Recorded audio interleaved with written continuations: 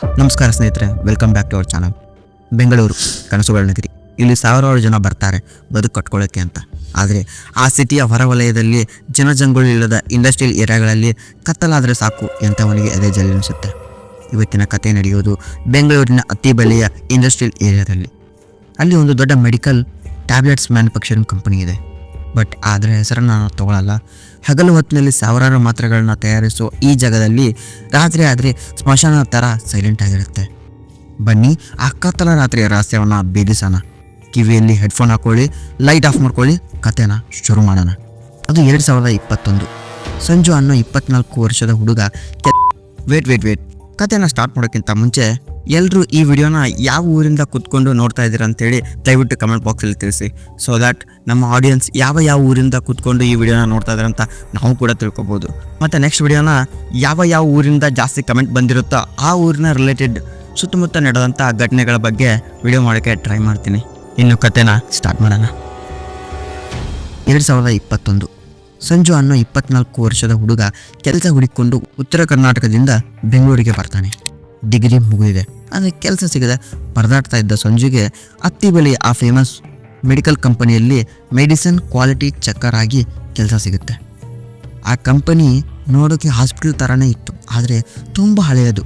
ಉದ್ದವಾದ ಕಾರಿಡಾರ್ಗಳು, ಕೆಮಿಕಲ್ನ ಸ್ಮೆಲ್ ಮತ್ತು ಬಿಳಿ ಬಣ್ಣದ ಗೋಡೆಗಳು ರಾತ್ರಿ ಹೊತ್ತು ವಿಚಿತ್ರವಾಗಿ ಕಾಣ್ತಿತ್ತು. ಅಲ್ಲಿ ಕೇವಲ 30 ಜನ ಮಾತ್ರ ಕೆಲಸ ಮಾಡ್ತಾಯಿದ್ರು. ಸಂಜು ಕೆಲಸ ಸಿಕ್ಕಿದ ಖುಷಿ ಇತ್ತು, ಆದರೆ ಅವನಿಗೆ ಬಾಲ್ಯದಿಂದಲೂ ಒಂದು ವಿಚಿತ್ರವಾದ ಭಯ ಇತ್ತು. ಅದೇ ಕತ್ತಲಂದರೆ ಹೆದರಿಕೆ. ಸಂಜೆ 6 ಗಂಟೆ ಆದಮೇಲೆ ಲೈಟ್ ಇಲ್ಲದ ರೂಮಲ್ಲಿ ಅವನಿಗೆ ಮಲ್ಕೊಳ್ಳೋಕ್ಕೆ ಆಗ್ತಾ ಇದ್ದಿಲ್ಲ. ಅಂಥದ್ರಲ್ಲಿ ಅವನ ಹಣೆ ಬರ ನೋಡಿ ಕೆಲಸ ಸೇರಿದ ಒಂದೇ ವಾರಕ್ಕೆ ಮ್ಯಾನೇಜರ್ ಕರೀತಾನೆ. ಮ್ಯಾನೇಜರ್ ಹೇಳ್ತಾನೆ, ಸಂಜು ಅರ್ಜೆಂಟ್ ಆರ್ಡರ್ ಇದೆ, ನಾಳೆಯಿಂದ ನೈಟ್ ಶಿಫ್ಟಿಗೆ ಹೋಗ್ಬಿಡು. ರಾತ್ರಿ 10 ಗಂಟೆಯಿಂದ ಬೆಳಗ್ಗೆ 6 ಗಂಟೆ ತನಕ ಕೆಲಸ ಇರುತ್ತೆ, ಟ್ಯಾಬ್ಲೆಟ್ಸ್ಗಳನ್ನ ಚೆಕ್ ಮಾಡಬೇಕು ಅಂತ ಹೇಳ್ತಾನೆ. ಸಂಜು, ಸರ್ ಅದು ನೈಟ್ ಶಿಫ್ಟ್ ಅಂದರೆ ಬೇರೆ ಯಾರಾದರೂ ಇದ್ದರೆ ಹೇಳಿ ಸರ್ ಅಂತ ಹೇಳ್ತಾನೆ. ಆಗ ಮ್ಯಾನೇಜರ್, ಪ್ರೊಡಕ್ಷನ್ ಎಲ್ಲ ಆಟೋಮೆಟಿಕ್ ಇರುತ್ತೆ, ನೀನು ಲ್ಯಾಬಲ್ಲಿ ಬಂದಂಥ ಟ್ಯಾಬ್ಲೆಟ್ಸ್ಗಳನ್ನ ಮಾತ್ರ ಚೆಕ್ ಮಾಡಬೇಕು. ಸೆಕ್ಯೂರಿಟಿ ಇರ್ತಾನೆ, ತುಂಬ ಕಡಿಮೆ ಜನ ಇರ್ತಾರೆ ಕೆಲಸ ಮಾಡೋಕ್ಕೆ, ಮ್ಯಾನೇಜ್ ಮಾಡು, ಏನಾಗಲ್ಲ 1 ವೀಕ್ ಅಂತ ಹೇಳ್ಬಿಡ್ತಾರೆ. ಆದರೆ ಮ್ಯಾನೇಜರ್ ಪೂರ್ತಿ ವಿಷಯ ಹೇಳಿರಲಿಲ್ಲ. ನೈಟ್ ಶಿಫ್ಟ್ನಲ್ಲಿ ಆ ದೊಡ್ಡ ಲ್ಯಾಬ್ನಲ್ಲಿ ಇರ್ತಿದ್ದು ಕೇವಲ ಇಬ್ಬರೇ. ಅದು ಸಂಚಿಕೆ ಗೊತ್ತಿಲ್ಲ. ಸಂಬಳ ಜಾಸ್ತಿ ಸಿಗುತ್ತೆ ಅನ್ನೋ ಒಂದೇ ಕಾರಣಕ್ಕೆ ಒಪ್ಕೊಂಡಿರ್ತಾನೆ. ಅತಿ ಬಳಿ ಆ ಏರಿಯಾ ಪೂರ್ತಿ ಸೈಲೆಂಟ್ ಆಗಿತ್ತು. ಸಂಜು ಕಂಪನಿ ಒಳಗಡೆ ಹೋದ. ಲ್ಯಾಬ್ ಒಳಗಡೆ ಔಷಧಿಗಳ ವಾಸನೆ ಮೂಗಿಗೆ ಬಡಿತಾ ಇತ್ತು. ಕನ್ವೇಯರ್ ಬೆಲ್ಟ್ ಮೇಲೆ ಮಾತ್ರೆಗಳ ಸ್ಟ್ರಿಪ್ಸ್ಗಳು ಹೋಗ್ತಾ ಇದ್ದು. ಸಂಜುಗೆ ಮನಸ್ಸಿನಲ್ಲಿ ಅನಿಸ್ತಾ ಇರುತ್ತೆ, ಹೆಂಗಪ್ಪ ಇದು 1ನೇ ದಿನ ನಂದು ಕೆಲಸ, ಇಲ್ಲಿ ಬೇರೆ ಯಾರೂ ಕಾಣ್ತಾ ಇಲ್ಲ, ನೈಟ್ ಬೇರೆ ಆಗಿದೆ, ನಾ ಹೇಗಪ್ಪ ಇಲ್ಲಿ ಒಂದಿನ ಕಳೀಲಿ ಅಂತ ಯೋಚಿಸ್ತಾ ಇರ್ತಾನೆ. ಸಂಜು ಹಾಗೆ ನಿಧಾನವಾಗಿ ನಡ್ಕೊಂಡು ಅವನ ಲ್ಯಾಬ್ಗೆ ಹೋಗ್ತಾನೆ. ಲ್ಯಾಬಲ್ಲಿ ಕೂಡ ಯಾರೂ ಕಾಣಲ್ಲ ಅವನಿಗೆ.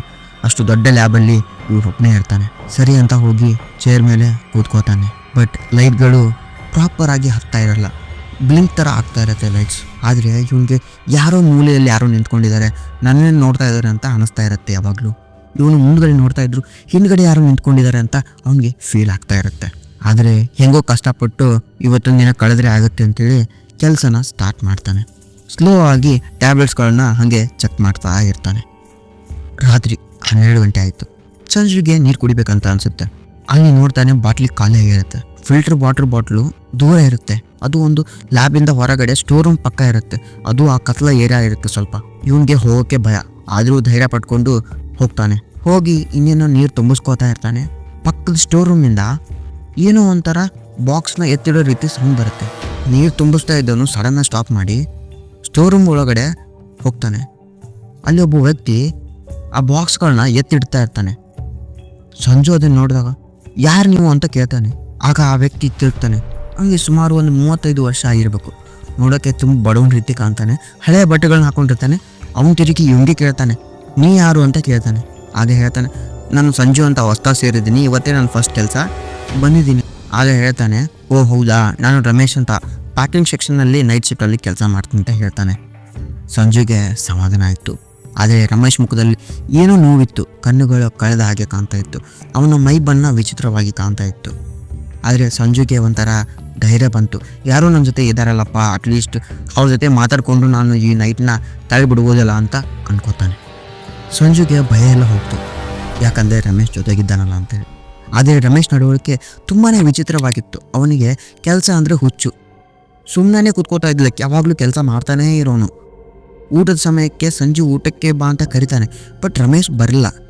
ನನ್ನ ಹೆಂಡತಿ ಮಕ್ಕಳು ಊರಲ್ಲಿ ಕಾಯ್ತಾ ಇದ್ದಾರೆ, ನಾನು ದುಡಿಬೇಕು, ಟೈಮ್ ವೇಸ್ಟ್ ಮಾಡಬಾರ್ದು ಅಂತ ಕೆಲಸ ಮಾಡ್ತಾನೆ ಇರ್ತಾನೆ ಕಂಟಿನ್ಯೂಸ್ ಆಗಿ. ರಾತ್ರಿ ಪೂರ್ತಿ ಒಂದು ನಿಮಿಷ ಕೂಡ ಕೂತ್ಕೊಳ್ಳಲ್ಲ. ಇದನ್ನು ಕೇಳಿದಾಗೆಲ್ಲ ಸಂಜು ವಿಚಿತ್ರ ಅನ್ನಿಸ್ತಾ ಇತ್ತು. ಮೆಡಿಕಲ್ ದೊಡ್ಡ ದೊಡ್ಡ ಬಾಕ್ಸ್ಗಳನ್ನು ಒಂಥರ ಹೂವಿನ ರೀತಿ ಎತ್ತಿ ಇಡ್ತಿರ್ತಾನೆ. 10 ಜನ ಮಾಡೋ ಕೆಲಸನ ಇವನು ಒಬ್ಬನೇ ಮಾಡ್ತಾ ಇರ್ತಾನೆ.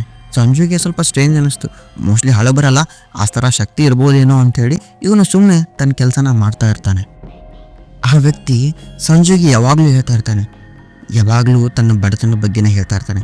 ಸಂಜು ಜೀವನದಲ್ಲಿ ದುಡ್ಡು ಮುಖ್ಯ, ನಾನು ಓವರ್ ಟೈಮ್ ಕೆಲಸ ಮಾಡಿದ್ರೆ ನನ್ನ ಮಗಳು ಸ್ಕೂಲ್ ಫೀಸ್ ಕಟ್ಬೋದು, ಅದಕ್ಕೆ ನಾನು ಯಾವಾಗಲೂ ರಜೆ ಹಾಕಲ್ಲ, ಕೆಲಸ ಮಾಡ್ತೀನಿ ಅಂತ ಹೇಳ್ತಾ ಇರ್ತಾನೆ.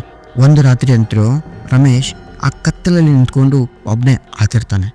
ಅದನ್ನು ನೋಡಿದ ಸಂಜುಗೆ ಯಾಕೆ ಆಡ್ತಿದ್ದಾರೆ ಅಂತ ಕೇಳಬೇಕು ಅಂತ ಅನ್ಕೊತಾನೆ. ಬಟ್ ಯಾವತ್ತೂ ಅವನು ಕೇಳೇ ಇಲ್ಲ. ಹಿಂಗೆ ಹೋಗುತ್ತೆ, ಆ ವೀಕ್ ಕಳೆದೇ ಹೋಗುತ್ತೆ. ಸಂಜು ಮತ್ತು ರಮೇಶ್ 1 ವೀಕ್ವರೆಗೂ ಕೆಲಸ ಮಾಡ್ತಾರೆ. 1 ವಾರ ಕಳೀತು. ಶನಿವಾರ ಬಂತು. ಅವತ್ತು ಸಂಜು ನೈಟ್ ಶಿಫ್ಟ್ ಕೆಲಸ ಮುಗೀತು. ರಾತ್ರಿ 3 ಗಂಟೆ ಆಗುತ್ತೆ. ರಮೇಶ್ ಮಾಮೂಲಾಗಿ ವೇಗವಾಗಿ ಕೆಲಸ ಮಾಡ್ತಾ ಇರ್ತಾನೆ. ಆಗ ಸಂಜು ಹೋಗಿ, ರಮೇಶನ ನಾಳೆಯಿಂದ ನಾನು ಡೇ ಶಿಫ್ಟ್, ನೀವು ಯಾಕನ್ನ ಇಷ್ಟು ಕಷ್ಟಪಡ್ತಿದ್ದೀರಾ, ನೈಟ್ ಶಿಫ್ಟ್ ಆರೋಗ್ಯಕ್ಕೆ ಒಳ್ಳೆಯದಲ್ಲ, ಡೇ ಶಿಫ್ಟ್ ಹಾಕಿಸ್ಕೊಳ್ಳಿ, ನೀವು ಕೇಳಿ ಅಂತ ಹೇಳ್ತಾನೆ.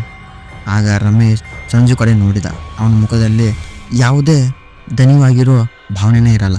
ನಾನು ಎಲ್ಲಾದರೂ ಕೆಲಸ ಮಾಡ್ತೀನಿ ಸಂಜು ಅಂತ ಹೇಳ್ತಾನೆ. ನಾನು ರೆಸ್ಟ್ ಇದ್ದೇ ಕೆಲಸ ಮಾಡ್ತೀನಿ, ಇಲ್ಲ ಅಂತಂದರೆ ನನ್ನ ಫ್ಯಾಮಿಲಿ ಬೀದಿಗೆ ಬಂದುಬಿಡುತ್ತೆ, ನಾ ಸಾಯೋವರೆಗೂ ದುಡಿಬೇಕು, ಅಲ್ಲ ನಾನು ಸತ್ತ ಮೇಲೂ ದುಡಿಬೇಕು ಸಂಜು ಅಂತ ಹೇಳ್ತಾನೆ. ಸಂಜು ಇದನ್ನೆಲ್ಲ ಕೇಳಿ ಸಂಜು ಸರಿ ಆಯಿತು ನಾನು ಬರ್ತೀನಿ ಅಂತ ಹೇಳಿ ಹ್ಯಾಂಡ್ ಶೇಕ್ ಮಾಡೋಕ್ಕಂತ ಕೈನ ಕೊಡ್ತಾನೆ. ಹ್ಯಾಂಡ್ ಶೇಕ್ ಮಾಡಿದ ಸಂಜುಗೆ ಒಂಥರ ಐಸ್ ಗಡ್ಡೆ ಮುಟ್ಟಿದ ರೀತಿ ಅನಿಸುತ್ತೆ. ಐಸ್ ಗಡ್ಡೆನ ಮುಟ್ಟಿದ್ರೆ ಯಾವ ರೀತಿ ಫೀಲ್ ಆಗುತ್ತೋ ಅದೇ ರೀತಿ ಫೀಲ್ ಆಗುತ್ತೆ. ಸಡನ್ನಾಗಿ ಕೈನ ಹಿಂದೆ ತಗೋತಾನೆ. ಅದಾದಮೇಲೆ ರಮೇಶ್ ಅಲ್ಲಿಂದ ಆ ಕತ್ತಲಿನ ಮೂಲೆ ಕಡೆ ಹಂಗೆ ನಡ್ಕೊಂಡು ಹೋಗಿ ಮೈ ಆಗ್ತಾನೆ. ಇದೆಲ್ಲ ಸಂಜುಗೆ ಕಾಮನ್ ಆಗಿತ್ತು. 1 ವಾರದಿಂದ ನೋಡಿದಲ್ಲ, ಅವನಿಗೆ ಕಾಮನ್ ಆಗಿತ್ತು. ಅವನು ಅವತ್ತು ಮನೆಗೆ ಹೋಗಿ ನೆಕ್ಸ್ಟ್ ಡೇ ಆಫೀಸಿಗೆ ಬರ್ತಾನೆ. ಬೆಳಗ್ಗೆ 7 ಗಂಟೆ ಡೇ ಶಿಫ್ಟ್ ಸೂಪರ್ವೈಸರ್ ಮೂರ್ತಿ ಅವರು ಬರ್ತಾರೆ. ಸಂಜು ರಿಪೋರ್ಟ್ ಕೊಡ್ತಾ ಇದ್ದ. ಸೂಪರ್ವೈಸರ್ ಮೂರ್ತಿ ಕೇಳ್ತಾರೆ, ಸಂಜು ನೈಟ್ ಶಿಫ್ಟ್ ಹೇಗಿತ್ತು, ಒಬ್ಬನೇ ಕಷ್ಟ ಆಯಿತಾ, ಪ್ಯಾಕಿಂಗ್ ಎಲ್ಲ ಬಾಕಿ ಉಳಿದಿದೆ ಅಂತ ಕೇಳ್ತಾನೆ. ಸಂಜು ಇಲ್ಲ ಸರ್, ಪ್ಯಾಕಿಂಗ್ ಎಲ್ಲ ಆಗಿದೆ. ಆ ರಮೇಶನ ತುಂಬ ಒಳ್ಳೆಯವರು ಸರ್, ಪಾಪ ಬಡವರು ಅನಿಸುತ್ತೆ, ಫ್ಯಾಮಿಲಿಗೋಸ್ಕರ ಒಂಟಿ ಕಾಲಲ್ಲಿ ನಿಂತು ಕೆಲಸ ಮಾಡ್ತಾರೆ, ಅವರೇ ಎಲ್ಲ ಬಾಕ್ಸ್ನ ಪ್ಯಾಕ್ ಮಾಡಿದ್ದು. ಮೂರ್ತಿಗೆ ರಮೇಶ ಯಾವ ರಮೇಶ್, ಪ್ಯಾಕಿಂಗ್ ಸೆಕ್ಷನಲ್ಲಿ ನೈಟ್ ಯಾರು ಇರೋಲ್ವಲ್ಲ ಅಂತ ಕೇಳ್ತಾನೆ.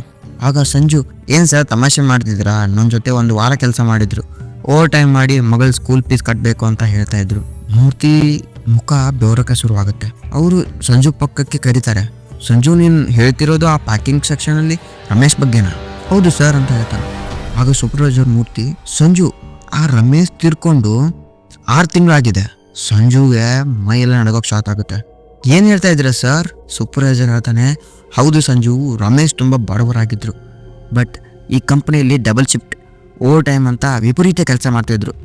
6 ತಿಂಗಳ ಹಿಂದೆ ಅವರು ಕೆಲಸ ಮುಗಿಸಿ ಹೊರಗಡೆ ಹೋಗ್ಬೇಕಾದ್ರೆ ಒಂದು ಕಾರ್ ಆಕ್ಸಿಡೆಂಟಲ್ಲಿ ನಮ್ಮ ಕಂಪ್ನಿ ಮುಂದೆನೇ ಸತ್ತೋಗ್ಬಿಟ್ರು ಅಂತ ಹೇಳ್ತಾನೆ. ಸಾಯವಾಗಲೂ ಅವ್ರು ತಮ್ಮ ಫ್ಯಾಮಿಲಿ ಒಂದು ಸಾಲ, ಮಗಳ ಫೀಸ್ ಇದೆ ಅಂತಾನೆ ಹೇಳ್ಕೊಂಡೇ ಸತ್ತೋಗ್ಬಿಡ್ತಾರೆ. ಸಂಜುಗೆ ಇದನ್ನೆಲ್ಲ ಕೇಳಿದ್ಮೇಲೆ ತಲೆ ತಿರುಗಿ ಬೀಳೋದಾಗುತ್ತೆ. ಅದಾದಮೇಲೆ ಸಂಜು CCTVಯಲ್ಲಿ ಚೆಕ್ ಮಾಡ್ತಾನೆ. ರಾತ್ರಿ ಪೂರ್ತಿ ಬಾಕ್ಸ್ಗಳು ಗಾಳಿಯಲ್ಲಿ ತೇಲ್ಕೊಂಡು ಬಂದು ಪ್ಯಾಕ್ ಆಗ್ತಿದ್ದು. ಸಂಜು ಒಬ್ಬನೇ ಯಾರ ಜೊತೆನೋ ಮಾತಾಡ್ತಿದ್ದಾನೆ, ಬಟ್ ಅಲ್ಲಿ ಯಾವುದೋ ಶಾಡೋ ಇದೆ ಮಾತ್ರ, ಯಾರೂ ವ್ಯಕ್ತಿ ಸಹ ಇಲ್ಲ. ಸಂಜು ನೆಕ್ಸ್ಟ್ ಡೇನೇ ಕೆಲಸ ಬಿಟ್ಟ. ಆದರೆ ಇವತ್ತಿಗೂ ಅಸ್ತಿ ಬೇಲೆ ಆ ಮೆಡಿಕಲ್ ಕಂಪ್ನಿಯಲ್ಲಿ ರಾತ್ರಿ ಹೊತ್ತು ಯಾರಾದರೂ ಒಬ್ಬರೇ ಇದ್ದರೆ ಬಾಕ್ಸ್ ಪ್ಯಾಕ್ ಆಗೋ ಸದ್ದು ಕೇಳಿಸುತ್ತೆ. ಮಕ್ಕಳು ಕಾಯ್ತಾ ಇರ್ತಾರೆ, ದುಡಿಬೇಕು ಅನ್ನೋ ಬಿಸಿ ಮಾತು ಕೇಳ್ತಾ ಇರುತ್ತೆ. ಸ್ನೇಹಿತರೆ, ದೆವ್ವ ಅಂದರೆ ಬರೀ ಭಯ ಅಲ್ಲ, ಕೆಲವೊಮ್ಮೆ ಅದು ತೀರಿಸಲಾಗದ ಜವಾಬ್ದಾರಿ ಆಗಿರುತ್ತೆ. ರಮೇಶ್ ಇಂದಿಗೂ ತನ್ನ ಕುಟುಂಬಕ್ಕಾಗಿ ದುಡಿತಾನೆ ಇದ್ದಾನೆ, ಸಂಬಳ ಸಿಗಲ್ಲ ಅಂತ ಗೊತ್ತಿದ್ರು ಕೂಡ. ನಿಮಗೆ ಈ ಕತೆ ಹೇಗೆ ಅನ್ನಿಸ್ತಾ ಅಂತ ದಯವಿಟ್ಟು ಕಮೆಂಟ್ ಬಾಕ್ಸಲ್ಲಿ ತಿಳಿಸಿ. ಒಂದು ಲೈಕ್ ಮಾಡಿ ಮತ್ತು ಶೇರ್ ಮಾಡಿ. ಮುಂದಿನ ವಾರ ಇನ್ನೊಂದು ಹೊಸ ಕಥೆಯೊಂದಿಗೆ ಬರ್ತೀನಿ. ಅಲ್ಲಿವರೆಗೂ take care, be safe, goodbye, ಶುಭರಾತ್ರಿ.